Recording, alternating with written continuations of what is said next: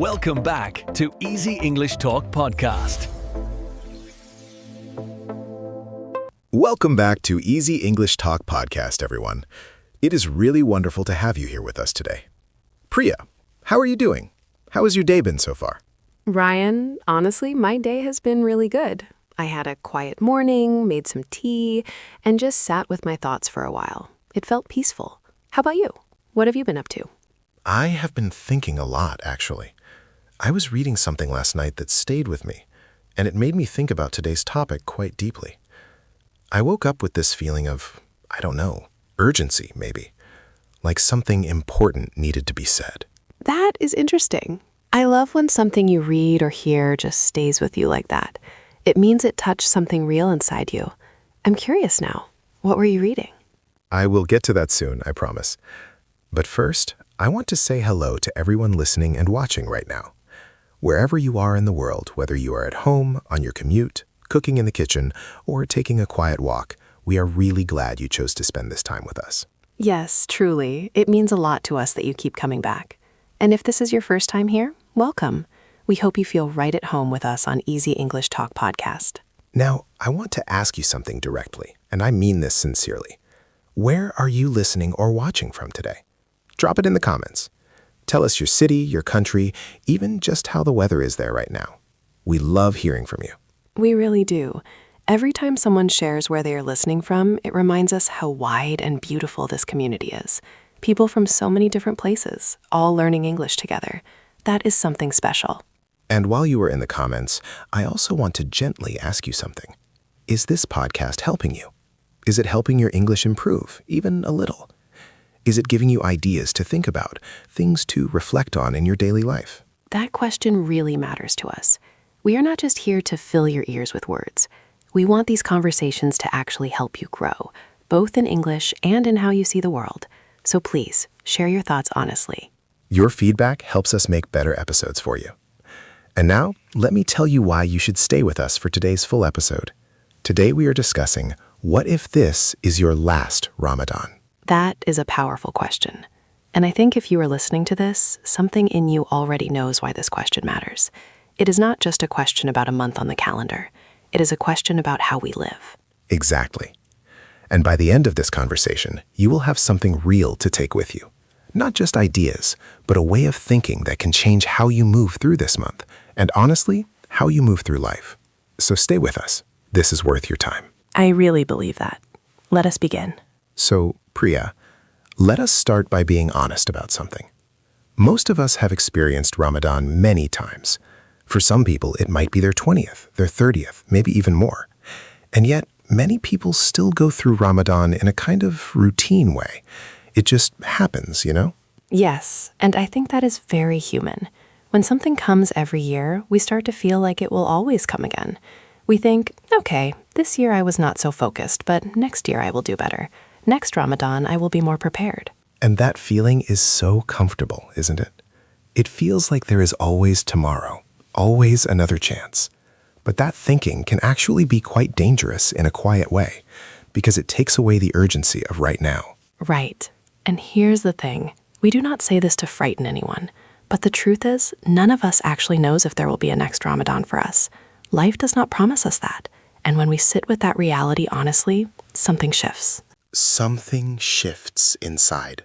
That is a beautiful way to say it, Priya, because it is not a dramatic shift, is it? It is more like suddenly the month feels different. The days feel more valuable. The nights feel more meaningful. Exactly. And this is what we want to explore today. Not in a heavy or fearful way, but in a way that actually opens something up inside the listener. Because thinking about this question seriously can make this Ramadan the most alive you have ever felt in it. Let us talk about the problem first, because I think it's important to understand why so many people do not experience Ramadan the way they truly want to. Why does this month, which is so sacred and so full of opportunity, often pass by without us fully entering it? I think the first reason is habit. We are creatures of habit. And Ramadan itself, over the years, can become a kind of comfortable habit. We know the schedule, we know the rhythms, and because we know them, we stop truly feeling them. That is so true. Think about how different the first few days of Ramadan feel compared to, say, the middle of the second week.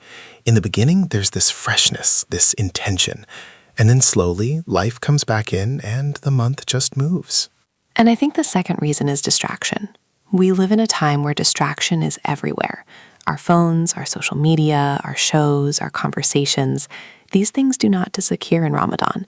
If anything, sometimes there's even more content, more events, more things pulling at our attention. Yes, and that is something worth pausing on, because distraction is not just an entertainment problem. Distraction is actually a spiritual problem. When we are constantly pulled in every direction, we cannot go deep, and Ramadan is a month that calls us to go deep. That is such an important point. Depth requires stillness, and stillness feels uncomfortable for many of us because we're not used to it. We fill every quiet moment with noise because silence can feel like something is missing. And then there is a third reason, which I think is maybe the most honest one, and that is that many of us do not feel worthy. There's this quiet voice inside that says, I haven't been good enough this year. I missed prayers, I made mistakes, I haven't changed the way I wanted to. So why would this Ramadan be different? Oh, that one hits deep. And I think so many listeners right now can relate to that. That feeling of, I come to Ramadan carrying guilt, carrying disappointment in myself. And so instead of opening up, I actually close a little. I go through the motions without really believing things can change. And this is exactly why the question, what if this is your last Ramadan, is so important. Because when you truly sit with it, it does something to all of those barriers. The habit breaks, the distraction fades, and the feeling of unworthiness is replaced by urgency. Not guilt, but urgency. Because if this is your last one, none of that other noise matters anymore. What matters is this moment, this prayer, this day, this night. And that clarity is something we all need, I think. Let us talk about what it actually means to treat this Ramadan as if it is your last. And I want to be practical here. I want us to talk about what this actually looks like in real life, not just as a concept, but as a lived experience. Yes, because it's easy to say treat every moment as if it is your last, but that kind of advice without guidance can feel a bit overwhelming. So let us really break this down into something the listener can actually hold on to. The first thing I want to talk about is presence, being truly present. And I know that word gets used a lot, but let's look at what it really means in the context of Ramadan. Because presence is not just being physically there, it's being mentally and emotionally there too. And this is where so many of us struggle. We are fasting, but our minds are at work. We are praying, but we are thinking about what to cook for iftar. We are reading, but we're not really absorbing.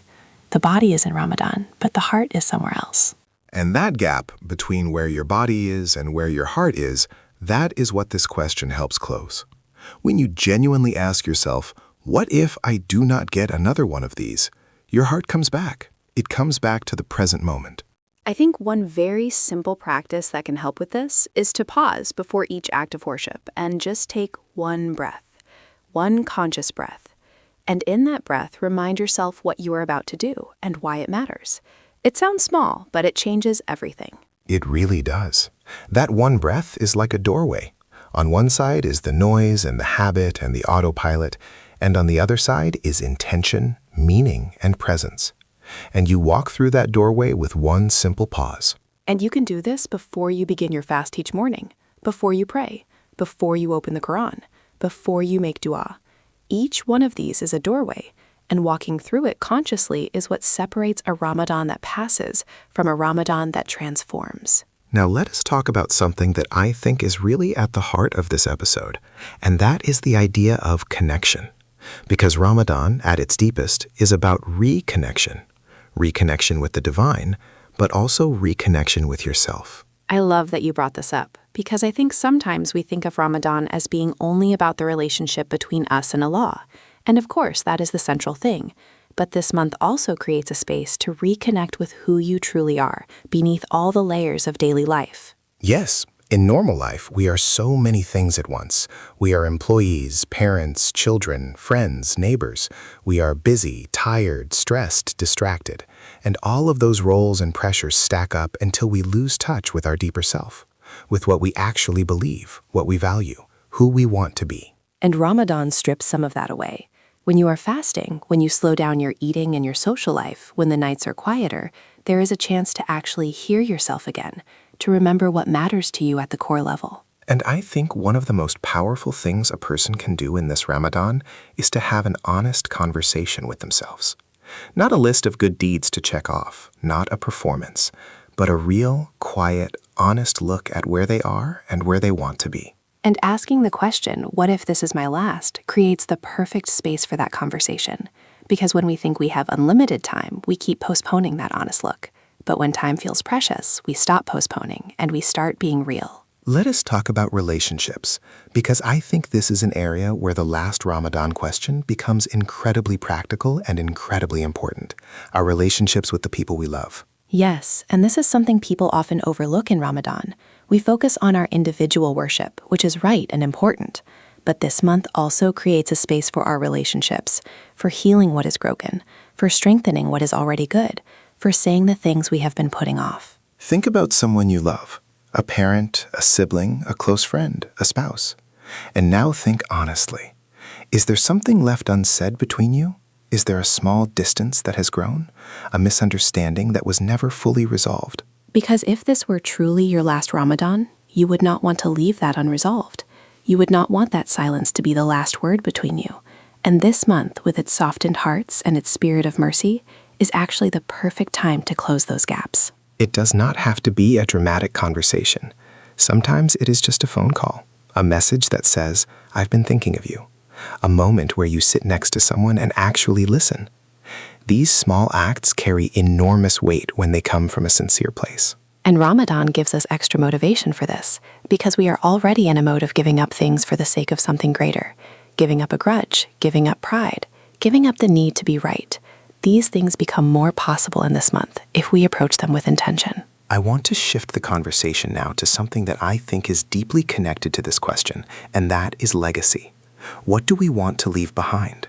What kind of mark do we want our life to make? This is such a rich topic, and I know the word legacy might sound like something only famous people think about, but actually, every single person leaves a legacy. It is just a question of what kind. Exactly. Every interaction you have, every way you treated people, every time you were patient or kind or honest, every time you helped someone without expecting anything back, these are all part of your legacy, and they matter deeply. And Ramadan is a month where you can actively build that legacy, because this is a month of increased good deeds, of charity, of kindness, of prayer. Every extra step you take this month is a brick in something that lasts. And I think one of the most beautiful aspects of this is that your legacy does not have to be something big or visible. The most powerful legacies are often invisible. The parent who prayed for their child every night, the person who gave quietly without anyone knowing, the friend who always showed up. And when we think about this through the lens of what if this is my last Ramadan, it sharpens everything. We stop wasting this month on things that do not matter, and we start investing it in things that will still be with us and with the people we love long after this life is over. That is a very real and meaningful thought, and I think it is one that deserves to be held carefully, not with fear, but with gratitude.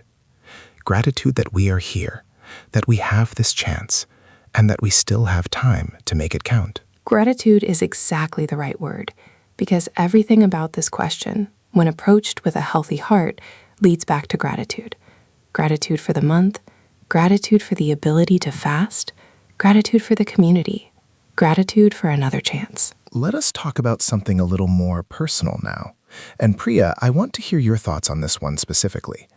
What do you think people most commonly regret about how they have spent past Ramadans? That is a great question, Ryan, and I have thought about this quite a bit. I think the most common regret is distraction. People look back and realize that the month passed and they were mostly going through the motions. They fasted, yes. They prayed, perhaps, but they were not truly there. And that regret is painful, because Ramadan does not come every week or every month. It comes once a year, and when it is gone, it is gone. You cannot go back and reclaim those 30 days. They are sealed, and that is a very sobering thought. Another regret I think people carry is not making peace with people they needed to make peace with. Ramadan comes and goes, and that difficult relationship was still left unaddressed.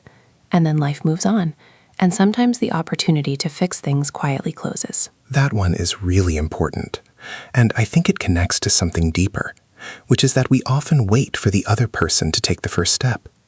We think if they want to fix this, they will come to me. But in Ramadan especially, maybe the invitation is for us to go first. Going first takes courage. It really does, especially if there has been real hurt. But this month, with its extra mercy and its softened atmosphere, going first becomes a little more possible and a little more beautiful. And then I think there is a third regret, which is time. People realize they spent too much of Ramadan in activities that were not bad exactly, but were not the best use of this sacred time. Long social gatherings that went nowhere, hours on the phone, nights that could have been spent in prayer, but were not. And I want to be careful here, because Ramadan is also a time of community and togetherness, and that is beautiful. The shared meals, the family time, the gatherings for prayer. These things are not wrong. They are actually part of what makes the month special. The difference is intention and balance. There is a difference between a gathering that strengthens your faith and your bonds and a gathering that simply passes time. And this month, being thoughtful about that difference is really worth it. Exactly. Every hour of this month is an opportunity. And when we treat it that way, we start making different choices. Not because we are afraid, but because we understand the value of what we have been given. I want to bring up something that I think is really important for the listener right now, and it's about self-compassion. Because when we ask a question like, what if this is your last Ramadan, it can sometimes lead to a kind of panic or harshness with ourselves, like we suddenly see all of our failures and we feel overwhelmed. Yes, and that is a very real risk, and I am glad you're naming it, because the goal of this conversation is not to create anxiety or guilt. The goal is to create gentle urgency. There is a real difference between those two things. Gentle urgency means you recognize that this time is precious, and so you choose to use it well. It does not mean you beat yourself up for every moment you did not spend in prayer. It does not mean you compare yourself to others. It means you do your best, with love, from where you are. And actually, one of the most important lessons of Ramadan is that it meets you where you are. Whether you are a person who has been praying 5 times a day for 30 years, or someone who is just beginning to reconnect, this month has space for you. Allah's mercy is wider than we can imagine. That is such a comforting thought, and I think it is one that people need to hear. Because so many people stay away from this month or stay on the outside of it emotionally because they feel like they are not good enough to really enter it. And that is a lie that needs to be gently let go of. If you are fasting and you mess up and you eat something by mistake, you do not quit the fast. You continue. And it is the same with this month overall. If you have a day where nothing went right, where you were distracted and tired and short-tempered, you do not give up on the month. You begin again the next day. That is wisdom, and it is such a practical and human wisdom. Begin again. Every day of Ramadan is a new beginning. Every night is a clean page, and that is one of the greatest gifts of this month. And when you ask yourself, what if this is your last, you are not asking it to punish yourself. You are asking it to wake yourself up with kindness, to say, this matters. I matter. This month matters, and I choose to be here for it. Let us talk about the nights of Ramadan, because the nights hold something very special, and I think many people do not fully appreciate what is available to them in the nighttime hours of this month. The nights of Ramadan are truly something else. And Tarawih, which is the special night prayer performed during this month, is a beautiful example of this. There is something about praying in congregation at night, surrounded by others who are also reaching for something greater, that is deeply moving. And then there is the last 10 nights, and within those, Laylat al-Qadr, the night of power, a night that the Quran tells us is better than 1,000 months, better than 83 years of worship. That is almost impossible to fully comprehend. It really is. And when you hold that against the question we are asking today, it becomes even more vivid. If this is your last Ramadan, and within it there is one night that is worth more than a lifetime, what would you do to be present and sincere on that night? I think that question alone could transform how someone approaches the last 10 nights. Because so many people by that point in the month are tired. The body is tired, the schedule is tired, and it is easy to let those nights pass the way the early nights passed. But when you remember what those nights hold, and when you carry the question of what if this is my last chance to reach that night, something rises in you. It is not a performance. It is not about how long you pray or how impressive it looks. It is about sincerity. And sincerity is something every single person can access. Regardless of your knowledge, your background, your past mistakes, a sincere moment on Laylat al-Qadr is available to every person who chooses to reach for it. That is one of the most democratic and beautiful things about this night. And I think it is worth saying clearly, you do not have to stay up all night every night to honor those last 10 days. But giving some portion of those nights with a sincere heart, with a real intention, can change your life. And if this is your last chance to reach that night, you would not want to look back and realize you slept through it. Let us now talk about something very grounding, very practical, about the physical experience of fasting and what it teaches us, especially when we hold it against this question of last things. Yes, the act of fasting itself, the hunger, the thirst, the physical restraint, is one of the most powerful teachers in the world because it puts your body in a state that your mind would never choose for itself. And that tension is where so much growth happens. And when you fast with the thought that this might be the last time your body gets to experience this, something very tender opens up. You start to feel grateful for the hunger, grateful that your body is strong enough to fast, grateful that your lungs are breathing and your heart is beating and you are here doing this. That gratitude for the physical act is something that is hard to describe to someone who has not felt it, but it is real. There is a kind of sweetness in choosing to give something up for a higher purpose. And when you do it with consciousness, it becomes a gift you give yourself, not a punishment. And the thirst. I want to mention the thirst specifically, because for many people it is the thirst more than the hunger that is the hardest part of fasting. And yet in that thirst, there is a profound lesson about what we truly need and what we only think we need. Yes, because we discover in fasting that we can survive with so much that we thought was necessary. We can go without food and water for many hours. We can go without our comforts, and we are still here. We are still okay. And that realization creates a kind of inner freedom that stays with you beyond Ramadan. And imagine carrying that freedom into your daily life after the month ends. The ability to say, I do not need every comfort to be okay. I do not need everything to go my way to stay at peace. I have tasted something deeper than comfort. I have tasted purpose. That is one of the greatest gifts fasting leaves behind, not just in the month, but in the heart. And when we fast with this question alive inside us, that gift goes even deeper. Because we are not just fasting, we are saying goodbye to this experience with love and with full presence. I want to bring our conversation back to something you said earlier, Priya, about making peace with people.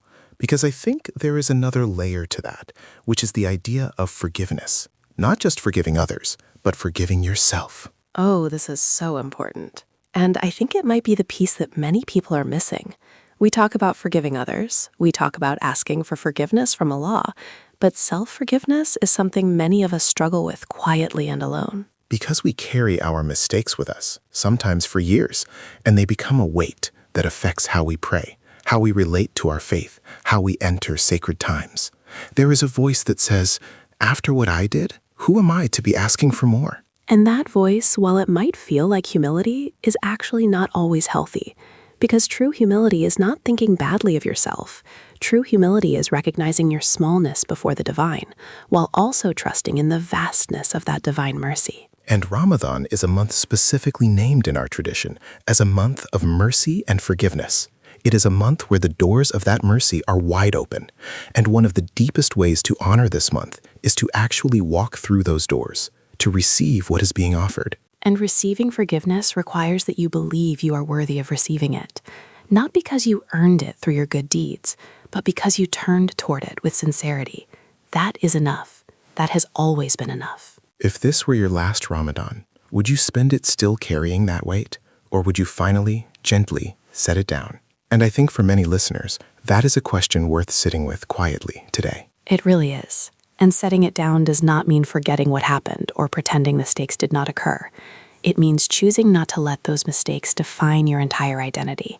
It means saying, I am more than my worst moments, and I am here to grow. Let us talk about the community dimension of this question, because we do not fast alone, we fast together.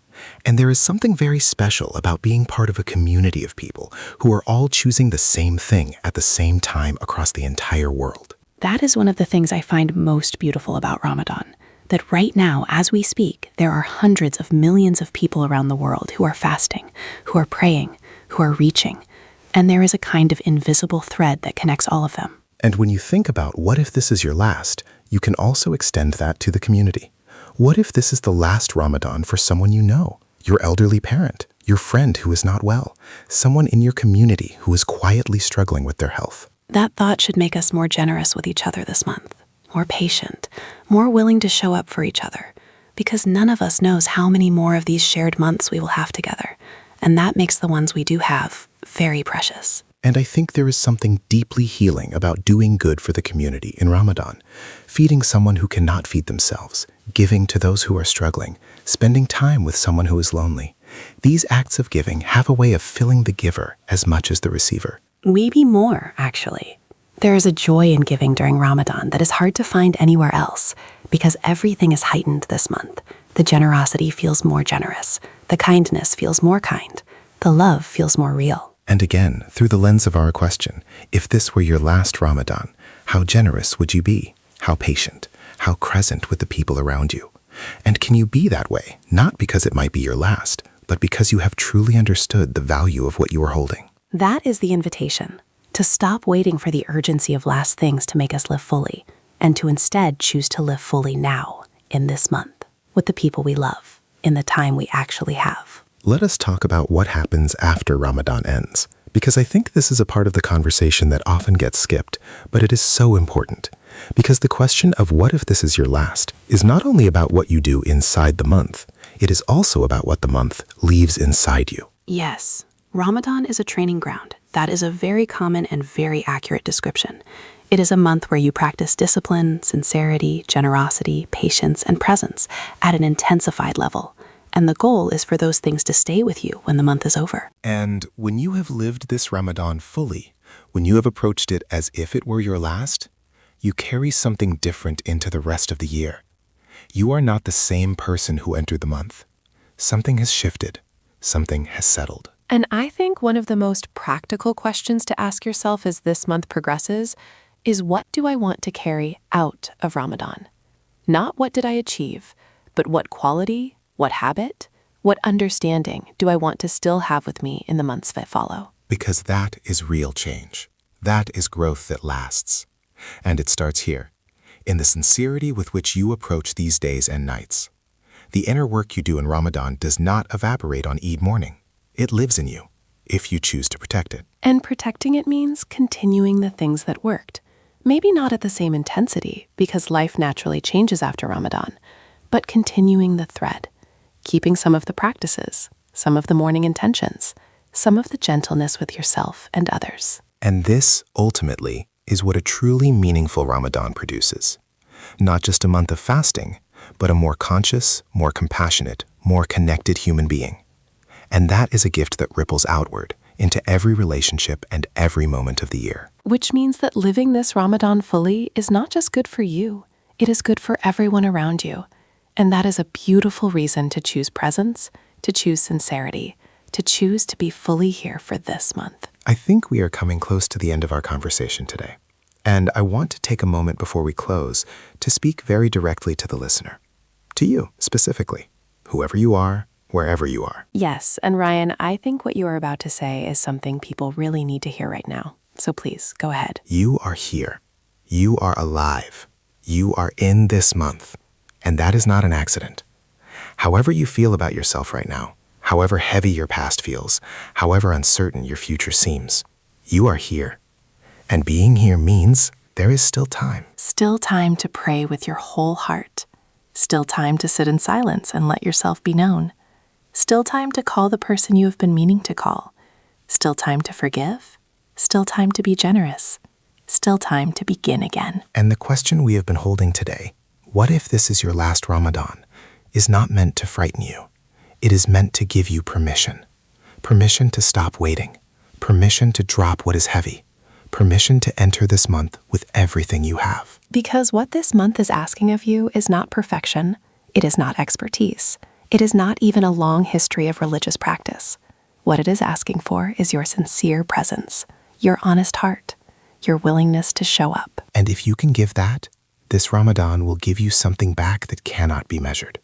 Something that lives in you, quietly, long after the month has ended. Something that changes how you walk through the world. And we say this not as scholars or as people who have it all figured out.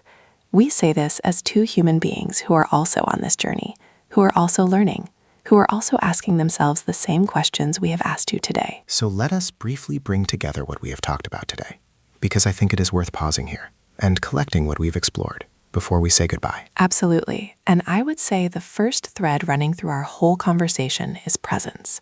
Being truly here in this month, not just physically, but mentally and emotionally.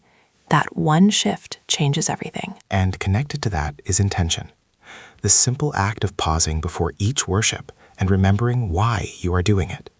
That doorway of intention is available to you every single day of this month, as many times as you want to walk through it. We also talked about relationships, about the power of this month to heal, to connect, to forgive, and the gentle courage it takes to go first, to reach out, to say the things that need to be said while we still can. We talked about legacy, about the quiet mark we leave on the world through our daily choices, our kindness, our prayers, our generosity, and how this month is a chance to actively build something that lasts. We talked about self-compassion, about approaching this question not with anxiety, but with gentle urgency, and about the truth that this month meets you where you are, with all of your imperfections and all of your longing. And we talked about the nights, about the beautiful depth available in the nighttime hours of this month, about Laylat al-Qadr, that one night that holds more than a lifetime, waiting for those who reach for it with a sincere heart. And finally, we talked about what we carry out of Ramadan, the inner change that is the true fruit of this month, and how living it fully, with this question alive inside us, turns these 30 days into something that shapes the rest of our lives. That is a beautiful summary, Priya. And I think what ties all of it together is love. Love for this month, love for the people in our lives, love for ourselves, even in our imperfection, and love for the opportunity we have been given to be here, alive, in this sacred time. And with that, I want to say a warm and sincere thank you to everyone who listened today. You chose to spend this time with us, and that means so much. We hope this conversation gave you something real, something you can carry with you into your days and nights this Ramadan. Thank you truly, from both of us.